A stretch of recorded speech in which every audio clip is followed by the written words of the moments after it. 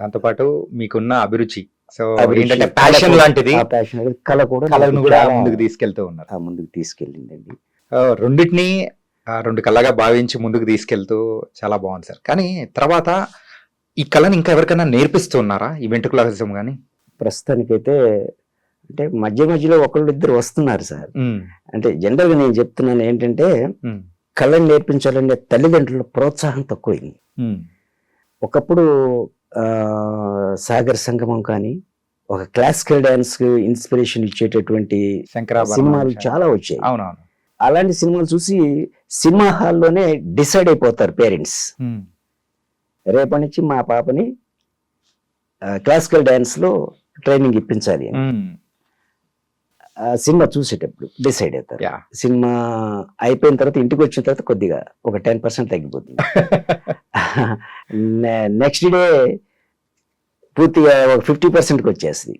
Third day వాళ్ళ పాప పడుతుంది, డాడీ రాత్రి చెప్పారు కదా నన్ను క్లాసికల్ డాన్స్లో నేను పంపిస్తానని, నాకు చాలా ఇంట్రెస్ట్ డాడీ ప్లీజ్ అని అంటే, చూద్దామమ్మా అని చెప్పేసి మాట దాటేస్తారు, అయిపోతుంది.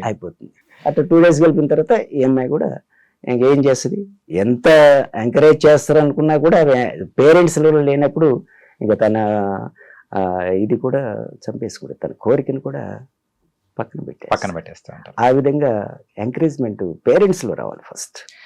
మంచిది కదా అది.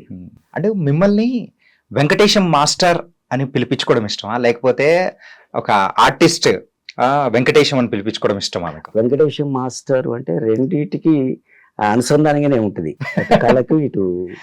వెంకటేశం మాస్టర్ అంటే ఆర్టిస్ట్ అనేది ఒక వెంటనే గుర్తు వస్తుంది ప్రతి టీచర్ కూడా. నేను ప్రత్యక్షంగా పరిచయం లేకపోయినా కూడా అందరూ వెంకటేశం మాస్టర్ అంటే అదే టాకింగ్ డాల్ చేసే ఆయనే కదా, పాటలు పాడే ఆయనే కదా, ఒక గుర్తింపు ఉంది జిల్లాలో. అలాగే సార్ టీవీ ప్రోగ్రామ్స్ కూడా చాలా వరకు ఇచ్చారు కదా సార్, డిడి ఛానల్లో కానీ. డిడి ఛానల్లో స్మైల్ స్మైల్, ఈటీవీలో మన జెమినీ వన్స్ మోర్ ప్లీజ్, ఇప్పుడు ఉదయ్ భాను గారితో వచ్చే ప్రోగ్రామ్, ఉదయ్ భానుతో చెప్పాను. సూపర్. దాంట్లో నేను మర్చిపోలేనటువంటి సంఘటన ఏంటంటే లాస్ట్ ఎపిసోడ్ ఆ రోజు రిలీజ్, అప్పుడు వినాయక చవితి ప్రోగ్రామ్స్ నడుస్తున్నాయి కోదాడ దగ్గర. ఒక చిన్న పల్లెటూరులో నాకు ప్రోగ్రామ్ ఉంది, వెళ్ళాను. కరెక్ట్ గా ఆ రోజు జెమినీ వన్స్ మోర్ ప్రోగ్రామ్ వస్తుంది, నాదే వస్తుంది. డేట్ మాకు ముందే తెలుసు కాబట్టి నేను చెప్పాను, ఆ రోజు మన ప్రోగ్రామ్ కూడా వస్తుంది అని చెప్తే వాళ్ళు ఏం చేశారు, నేను వెళ్ళేసరికి అప్పుడు కలర్ టీవీలు తక్కువ ఆ రోజుల్లో, కలర్ టీవీ తెచ్చి స్టేజ్ మీద పెట్టారు.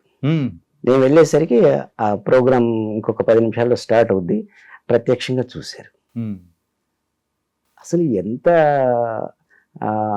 ఇది చేశారంటే వాళ్ళు స్టేజ్ మీద అది ప్రోగ్రామ్ కలర్ టీవీ అరేంజ్ చేసి ప్రోగ్రామ్ చూసి, తర్వాత లైవ్ లో నా ప్రోగ్రామ్ చూసి చాలా ఇది నేను జీవితంలో మర్చిపోలేను అది.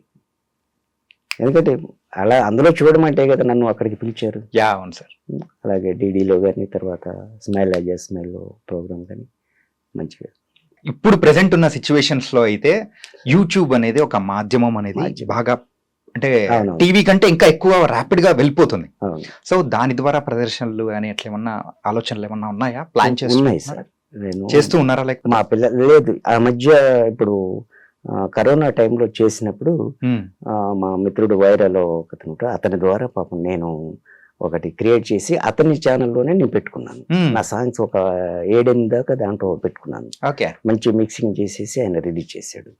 అలాగే ఇంట్లోనే కూర్చొని చేసి రిలీజ్ చేసుకున్నాను. ఇప్పుడైతే ఒక చేసుకోవాలని ఒక ఆలోచన, నా సొంత ఛానల్ దాంట్లో ఒక అకౌంట్ తీసుకుని దాంట్లో మా పిల్లలు అయితే చేస్తారు. మా బాబు, చిన్న బాబు అయితే సాఫ్ట్వేర్, పెద్ద బాబు అయితే వీడియోగ్రాఫర్. Nice sir. ఏంటంటే చాలా మంది కళాకారులతో నేను ఇంటర్వ్యూ చేస్తున్న టైంలలో కూడా సో మీరు చెప్పిన మాటే చెప్తున్నారు అనమాట. కాకపోతే మీరు చెప్తున్నది ఇంకా ఎక్కువగా తగిలింది నాకైతే. అలాంటి సమయంలో ఆఫ్టర్ కరోనా అందరూ కూడా సో యూట్యూబ్ ద్వారా ప్రదర్శనలు ఇవ్వడము, సో బయట ప్రదర్శనలు తగ్గిపోతూ ఉంటే ఇట్లా ప్రదర్శనలు ఇచ్చుకుంటూ అనేది కూడా ముందుకెళ్తూ ఉంటే పెరుగుతూ ఉంటే వాళ్ళకు కూడా కొంత బెనిఫిట్ ఉంటుంది. సో మీరు కూడా ఆ రకంగా కూడా ముందుకెళ్ళాలని కూడా మనస్ఫూర్తి కోరుకున్నాను సార్. థ్యాంక్ యూ సార్, తప్పకుండా ప్రయత్నం చేస్తాను. సో ఇలాంటి కళను కూడా బతికించాలంటే మీలాంటి వాళ్ళు ఉండాలి. ఇలా ముందుకు తీసుకెళ్తూ ఉంటేనే తర్వాత తరాల వాళ్ళు కూడా మీ గురించి మాట్లాడుకుంటారు. అవును. వెంకటేశం మాస్టర్ అంటే ఎవరు అని అంటే అరే ఆయన అని చెప్పేసి ప్రతి ఒక్కరి ఇళ్లలో కూడా తెలిసిపోతారు. నేను ఎక్కువగా పాటలు కూడా రాస్తాను. మొన్న ఒక స్కూల్ ప్రోగ్రామ్కి వెళ్ళాను just week days back. Programme అయిన ఫస్ట్ నేను ఏం చేస్తాను, తల్లి తండ్రి గురువు దైవం ఈ 3 అంశాలను దృష్టిలో పెట్టుకొని సాంగ్స్ పాడతాను ఫస్ట్, తర్వాత వెంట్రలోకేషన్ చేస్తాను. ఓకే, ఏ ప్రోగ్రామ్ అయినా సరే. అది స్కూల్ ప్రోగ్రామ్ కాబట్టి తప్పనిసరిగా అలాగే చేయాలని చెప్పేసి నిర్ణయించుకుని వెళ్ళి సాంగ్ పాడాను. ఏంటంటే ఫస్ట్ నేనేం పాడతానంటే సిరివెన్నెల సినిమాలో సీతారామ శాస్త్రి గారి సాంగ్ విధాత తలుపులు పాడతాను. ఆ తర్వాత ఇక తల్లి తండ్రి గురువు దైవం ఆ 3 అంశాలను దృష్టిలో పెట్టుకొని పాడతాను. ఫస్ట్ తల్లిని గురించి పాడతాను, తండ్రిని గురించి పాడతాను, తర్వాత గురువుని గురించి పాడతాను. సార్ వాళ్ళు ఏమన్నారంటే, సార్ గురువు ఈ తల్లి తండ్రి వదిలే కానీ గురువుని గురించి పాడండి సార్ అన్నారు. అంటే తల్లి తండ్రి అవసరం లేదా అన్న. అసలు వాళ్ళకి ఏంటంటే అక్కడ నాకు టోటల్గా నాకు అర్థమైంది ఏంటంటే, ఒక మంచి విషయాలను పిల్లలకు నేర్పడం వాళ్ళకి ఇష్టం లేదు. ఎడ్యుకేషన్ పరంగా ఇప్పుడు అలాగే తయారైపోయారు. అస్సలు ఇష్టం లేదు. చాలా బాధ అనిపించింది. ఎక్కడ కూడా అలా ఎవరు కూడా వద్దని చెప్పలేదు. ఆ అంశాలు పిల్లలకు మనం నేర్పించాలి. నేర్పించకపోతే వాళ్ళని అప్పుడు నేను సరే పిల్లలు మీకు చాలా ఇష్టమైనటువంటి మీ హృదయంలో చిరకాలం నిలిచిపోయేటటువంటి టీచర్స్ ఎవరైనా ఉన్నారా మీకు అని అడిగాను. పిల్లలు ఏం చెప్పగలరు? బాగా పనిష్మెంట్ ఇచ్చినటువంటి వాళ్ళు, బాగా చదువు నేర్పించిన వాళ్ళు జీవితాంతం గుర్తుంటారు, ఆ తర్వాత కూడా గుర్తుంటారు.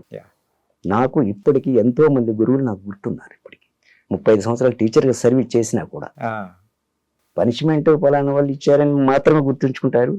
అలాగే బాగా చదువు చెప్పిన వాళ్ళని బాగా గుర్తుంటారు. ఇది కామన్. అయితే పిల్లల గురించి టీచర్స్ గురించి గొప్పగా చెప్పడం కోసం కాదు ఈ పాట. పిల్లల మనసు ఎలా ఉంటుందో టీచర్స్ తెలుసుకునే పాట. నేను పిల్లల మనసులో ఉన్నటువంటి విషయాలు మీకు పాట ద్వారా చెప్తానంటే సరే పాడండి సార్ అన్నారు. గురువులు అందరికీ దండాలండి, మా గుండెల్లో మీరెప్పుడు ఉండాలండి, బడిలోన తల్లిదండ్రి మీరేనండి, మా జ్ఞానం విజ్ఞానం మీరేనండి, గురువులు అందరికీ దండాలండి, మా గుండెల్లో మీరెప్పుడు ఉండాలండి.